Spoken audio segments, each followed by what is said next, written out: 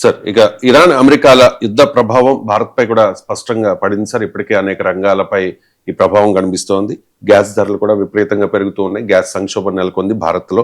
పశ్చిమాసియాలో యుద్ధం కారణంగా భారత్ లో ఏర్పడిన ఈ సంక్షోభానికి మోదీ ప్రభుత్వంపై ప్రతిపక్షాలు విమర్శలు చేస్తూ ఉన్నాయి సార్.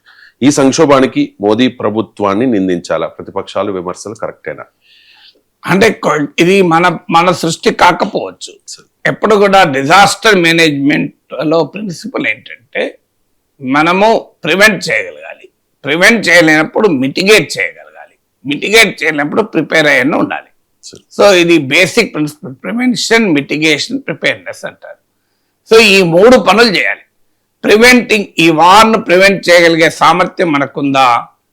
బీజేపీ వాళ్ళు చెప్పేది అయితే ఉక్రెయిన్ వార్ని మోడీ ఆపాడు, చాలా చేయగలుగుతారంటారు కదా. మరి ఇదెందుకు ఆపలేనిదే క్వశ్చన్ అయితే వస్తుంది. నేను దాంట్లోకి వెళ్తలేను. మనకు అవకాశం ఉండే మీడియేట్ చేయడానికి. ఇలా ప్రెసిడెంట్ పుటిన్ లాంటి వాళ్ళు మీడియేట్ చేస్తాను ముందుకు వస్తున్నారు. నిజంగా చెప్పాలంటే India is a very good chance. ఎందుకంటే మనకి ఇజ్రాయెల్తో మంచి సంబంధాలు ఉన్నాయి, గల్ఫ్ దేశాలతో ఉన్నాయి, ఇరాన్తో ఉన్నాయి. మనమే మన స్ట్రాటజిక్ అటానమీని వదులుకొని మన ఫారెన్ పాలసీని తీసుకెళ్లి అమెరికాకు లింక్ చేయడం వల్ల మనం ఆ తటస్థంగా స్వతంత్రంగా వైఖరి తీసుకోవడం మానేయడం వల్ల ఈ యుద్ధములో మధ్యవర్తిత్వాన్ని నిర్వహించే అవకాశాన్ని, విశ్వగురు కావటానికి ఉన్న అవకాశాన్ని వదులుకున్నాం. ఇది మొదటిది. రెండవది, మన ప్రధానమంత్రి ఇజ్రాయెల్కి వెళ్ళి చాలా స్పష్టంగా యుద్ధములో ఒకరి వైపు ఉండడం వల్ల ఇవాళ మనకు గౌరవం లేదు. నిన్న కాక మొన్న ఉదాహరణ చెప్తాను మీకు. థాయిలాండ్ నుంచి ఇండియాకు వస్తున్న బోట్ పైన, పడవ పైన నిన్న మీకు స్ట్రెయిట్ ఆఫ్ హార్మూజ్ లో ఇరాన్ అటాక్ చేసింది. అంతకుముందు ఇండియాకు విశాఖపట్నంలో ఇంటర్నేషనల్ ఫ్లీట్ లో పాల్గొని భారతదేశ ఆతిథ్యం మేరకు, ఆహ్వానం మేరకు వచ్చిన ఇరాన్ పడవను మీకు హిందూ మహాసముద్రంలో అమెరికా నాశనం చేసింది. Law of convention and seas అంటారు. So law of convention and seas article 58 if my memory is right ప్రకారము మీరు ఒక సముద్ర జలాల్లో మీరు ఏదైనా మిలిటరీ అంటే వార్ జోన్ కానప్పుడు మిలిటరీ కార్యకలాపాలు చేపట్టే ముందు సమీప తీర ప్రాంత దేశాలకు చెప్పాలి అన్నది ఒక రూల్. ఎందుకంటే అది ఇండియన్ వాటర్లో జరగచ్చు, జరగకపోవచ్చు, కానీ మన సమీపంలో జరిగింది. ఇది హిందూ మహాసముద్రం వార్ జోన్ కాదు. వార్ జోన్ కాని ప్లేస్ లో, వాటర్స్ లో ఒక మిలిటరీ యాక్టివిటీ జరపాలి అంటే కోస్టల్ నేషన్స్ కు ఇన్ఫార్మ్ చేయాలి. మరి మనకు అమెరికా, భారత్ ఇంత ఫ్రెండ్షిప్ ఉన్నా కూడా ఎందుకు ఇన్ఫార్మ్ చేయలేదు? దానికి పోగా ఇండియన్ గవర్నమెంటే ఇరానియన్ షిప్ గురించి అమెరికాకి ఏమైనా సమాచారం ఇచ్చిందా అన్న అనుమానాలు రావాల్సిన పరిస్థితి ఏర్పడింది. సో అందువల్ల మోడీ ప్రభుత్వ ఫారెన్ పాలసీ ఘోరంగా విఫలమైంది మిడిల్ ఈస్ట్ లో అనేది ఇవాళ అందరూ చెప్తున్న అంశం. Even right wing commentators Narendra మోడీని మీకు సమర్థించేటువంటి వారు కూడా చెప్తున్నారు. ఇప్పుడు మీకు డాక్టర్ బ్రహ్మా చలాని, కవల్ సిబల్, మీకు నిరుపమా రావు, వీళ్ళందరూ కూడా they are not anti BJP. ఇందులో కొంతమంది అయితే pro BJP, at least right wing అనలిస్టులు, వారందరూ కూడా చెప్పేది we have done a very big strategic blunder. Modi ప్రభుత్వ విదేశాంగ విధానం ఒక ఘోర తప్పిదం. This will haunt the nation. అంటే భారతదేశం ఒక ప్రపంచంలో విశ్వగురు కావాలని ఆకాంక్ష పడుతున్న దేశం ఇంత ఘోరంగా విదేశాంగ విధానం విఫలమైంది చరిత్రలో ఎన్నడూ లేదు. ఇంత క్లీన్ బోల్డ్. అందుకే నేను నా యూట్యూబ్ ఛానల్లో ఒక వీడియో పెట్టాను, Modi foreign policy clean bold అంటే 1,00,000 మంది చూశారు. So it's a real clean bold. అందువల్ల నీకు నిజంగానే యుద్ధం ఆపలేకపోవచ్చు, కానీ ఆపేందుకు నీవు ప్రయత్నం కూడా చేయలే. You may not be in a position to prevent it, but did you try to prevent it? అది కదా. ఇప్పుడు మనము రోడ్డు పక్కన ఒక యాక్సిడెంట్ జరుగుతుంది, మనకు సంబంధం లేదు, ఎవరో ఇద్దరు గుద్దుకున్నారు, ఒక ప్రాణాపాయ పరిస్థితిలో ఉంది. మనం ఏం చేస్తాం? మనం కాపాడలేదని తెలిసినా కూడా హాస్పిటల్ పట్టుకెళ్తామా లేదా? లేదా ఇద్దరు యాక్సిడెంట్ అయ్యే ప్రమాదం ఉంది, మనకు అవకాశం ఉంటే ఆపుతామా లేదా? ఆపినా కూడా వాళ్ళు యాక్సిడెంట్ చేసుకున్నా మనం ఏం చేయలేము. అందువల్ల ఒక తప్పు జరుగుతున్నప్పుడు, ఒక ప్రమాదం రాబోతున్నప్పుడు నీకు అవకాశం ఉంది. America, Israel, Gulf nations, Iran అందరితో మంచి సంబంధాలు ఉండి మీరు భారతదేశం ఎందుకు ఆ అవకాశాన్ని కోల్పోయింది? అందువల్ల మనం ప్రివెంట్ చేయగలమా ఈ వార్ని అంటే చేయలేకపోవచ్చు. మనం చెప్తే అమెరికా వింటదా, మనం చెప్తే ఇజ్రాయెల్ వింటదా, మనం చెప్తే ఇరాన్ వింటదా, మనం చెప్తే రష్యా విన్నదా, ఉక్రెయిన్ విన్నదా? ఎందుకు మన ప్రైమ్ మినిస్టర్ వెళ్ళి this is not the Ira of war అని చెప్పాను? సో అందువల్ల మనం చెప్పితే వింటారా అన్నది కాదు, మన ప్రయత్నం అయితే మనం చేయాలి కదా అని. ఇక్కడ ఏ ప్రయత్నము చేయలేదు. మీరు ఒక్క ఎగ్జాంపుల్ చెప్పండి, యుద్ధ నివారణకు భారత ప్రధానమంత్రి తీసుకున్న ఒక్క చర్య చెప్పండి. సింగిల్.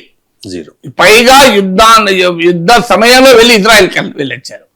సో ఎక్కడ నాట్ ఎ సింగిల్ ఇనిషియేటివ్.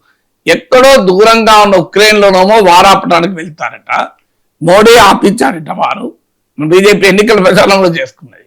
ఇక్కడ నీ సమీపంలో నీ పైన ప్రభావం పడుతూ నీ ప్రజలు 1 కోటి మంది ఉన్న ప్రాంతంలో వారు జరిగితే దెర్ ఇస్ నో ఇనిషియేటివ్. ఆశ్చర్యం వేస్తుంది కదా. ఇప్పుడు ఇది ఇంత డైరెక్ట్ గా సగం 46% ఆఫ్ 50%, నియర్లీ 50% ఆఫ్ ఆయిల్ మనకి ఇక్కడ నుంచే వస్తుంది, గ్యాస్ ఇక్కడ నుంచే వస్తుంది. 1 కోటి మంది భారతీయులు ఇక్కడ ఈ ప్రాంతంలో పనిచేస్తున్నారు. అయినా కూడా మన ప్రధానమంత్రి భారత ప్రభుత్వం తీసుకున్న ఒక్క చర్య చెప్పండి. Not a single step. మీరు కావాలంటే భారతీయ జనతా పార్టీ ప్రతినిధులను అడగండి, అయ్యా మోడీ ప్రభుత్వం ఈ యుద్ధ నివారణకు తీసుకున్న చర్యలు ఒక్కటి చెప్పండి. 1 సింగిల్ స్టెప్, 0. ఇంత పాజిటివ్ గా ఉండడం అనేది భారతదేశానికి గర్వకారణమా? ఇంత అవమానకరం. సో యాక్టివ్ గా ఉండాలి కదా ఇండియా. సో మనం ఎందుకని మరి చేతులు ఎత్తేసాం? కారణం మనం యుద్ధంలో ఒకవైపు ఉన్నాం కనుక. పరోక్షంగా ప్రత్యక్షంగా లేకపోవచ్చు, మనం ఒకవైపు ఉన్నప్పుడు నీకు అవకాశం ఉండదు కదా. ఇప్పుడు అందువల్ల you have lost very big opportunity to protect our own country people. 1 కోటి మంది భారతీయులు ఉన్నారు అక్కడ.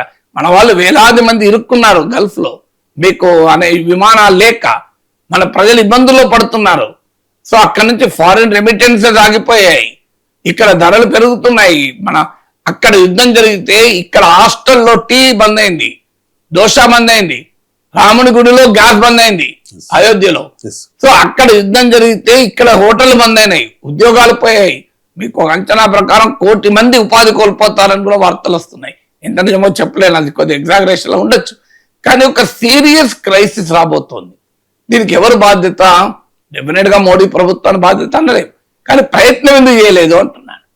ప్రయత్నించడంలో కూడా మోడీ ప్రభుత్వ అసమర్థత బయటపడింది కదా.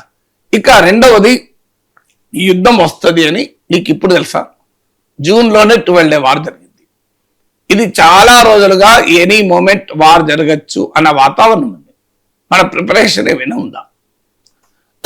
మనము మీకు 2023లో పార్లమెంటరీ స్టాండింగ్ కమిటీ మీకు రికమెండేషన్ ఇచ్చింది. అది కూడా మీకు పార్లమెంట్ లైబ్రరీలో దొరుకుతుంది, పార్లమెంట్ వెబ్సైట్లో కూడా దొరుకుతుంది.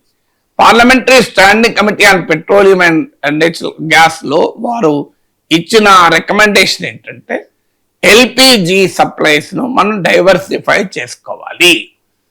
డిఫరెంట్ రూట్స్ లో కూడా, డిఫరెంట్ సోర్సెస్ కాదు, డిఫరెంట్ రూట్స్ లో కూడా మనం ఎల్పిజిని కొనాలి.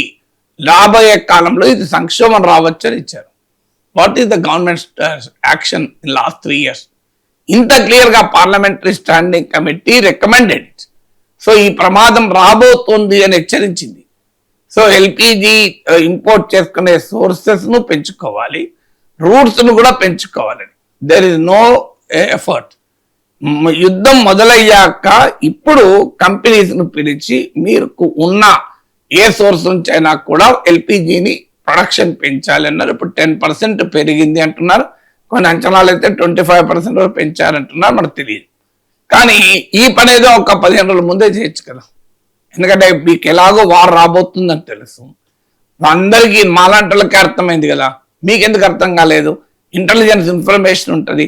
అందులో 24 గంటల ముందు ప్రైమ్ మినిస్టర్ ఇజ్రాయెల్లోనే ఉన్నాడు, నెతన్యాహు క్లోజెస్ట్ ఫ్రెండ్. ఏమీ తెలియదా? అసలు ఇండికేషన్ కూడా లేదా? సో ఇక్కడ హైదరాబాద్ లో కూర్చొనే నాగేశ్వర్కి ఇండికేషన్ యుద్ధం జరగవచ్చని. మీకు ఇజ్రాయెల్ పర్యటనలో ప్రెసిడెంట్ ప్రైమ్ మినిస్టర్ నెతన్యాహుతో సమావేశమైనప్పుడు మన ప్రధానమంత్రికి ఇండికేషన్ ఉండదా? నాకు అర్థం కాని అంశం. ఎందుకు మరి ఎల్పిజి ప్రొడక్షన్ బూస్టప్ చేయమని ముందుగానే ఎందుకు ఇన్స్ట్రక్షన్లు ఇవ్వలేదు? దీనికి ఆన్సర్ ఉండాలి కదా. సో 4వది, రష్యన్ ఆయిల్ అమెరికా ఒత్తిడి మేరకు ఎందుకు తగ్గించుకున్నాం? తగ్గించుకొని ఉండకపోతే ఇవాళకైనా ఏది కాపాడుతుంది? రష్యన్ ఆయిలే కదా. ఇప్పుడు ఇవాళ మళ్ళీ రష్యన్ ఆయిల్ మనం కొనుక్కుంటున్నాం కదా. అమెరికా వాడు దయచేసి 30 రోజులు అనుమతిస్తే అసలు ఆ రోజే మా ఇష్టం మేము కొంటామని అని ఉంటే రష్యన్ ఆయిల్ ఇప్పుడు పుష్కలంగా వచ్చి ఉండేది ఇండియాలో. ఇవాళ ఈ పరిస్థితే వచ్చేది కాదు ఇప్పుడు మనకు. సో ఇక ఇప్పటికైనా ఆయిల్లో కాస్త బెటర్గా ఉండడానికి కారణం మళ్ళీ రష్యన్ ఆయిల్ కొంటున్నాం కనుకనే. అందువల్ల ఇప్పటికైనా ఎనర్జీ ఇండిపెండెన్స్ ని ఎందుకు మోడీ ప్రభుత్వం చెప్పదు? ఎస్, మాకు ఎక్కడ ఆయిల్ కావాల్సి అక్కడ, ఎక్కడ గ్యాస్ కావాల్సి అక్కడ మేము కొంటాము అని ధైర్యంగా ఎందుకు చెప్పదు?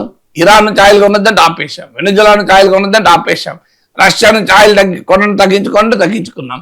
సో ఈ ఎనర్జీ ఇండిపెండెన్స్ ఎందుకు ఫాలో కాలేదు అనేది. అందువల్ల క్వశ్చనింగ్ ను ఈ యుద్ధం ఏదో మోడీ మొదలు పెట్టాడని ఎవరన్నారు, ప్రతిపక్షాలు అనడం లేదు. కానీ మోడీ ప్రభుత్వం తీసుకోవాల్సిన చర్యలు తీసుకోలేదని మాత్రమే విమర్శ ఎదుర్కొంటారు.